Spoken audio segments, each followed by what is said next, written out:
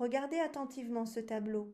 Vous voyez devant vous un couple, Giovanni Arnolfini et son épouse, debout, au cœur d'une chambre flamande, en l'an 1434. Mais ne vous fiez surtout pas à cette apparente tranquillité domestique.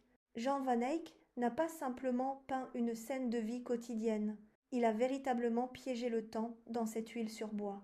Observez la main levée de l'homme, baignée dans une lumière douce. Contrairement aux apparences, il ne vous salue pas, il prête serment.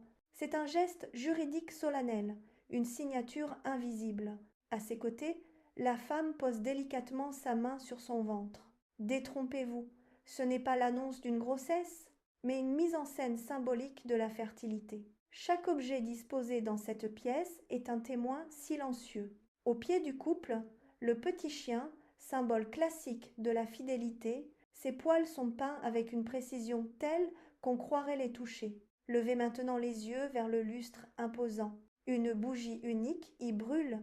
Pourtant, nous sommes en plein jour. Cette flamme solitaire transforme la chambre en un sanctuaire sacré.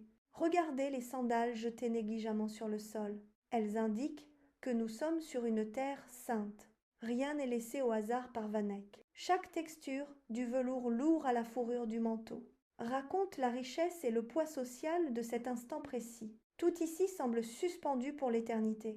Le véritable choc survient vers le miroir convexe. Ce miroir ne reflète pas seulement le dos du couple, il révèle deux silhouettes supplémentaires entrant. Parmi elles, le peintre lui-même, Jean Van Eyck.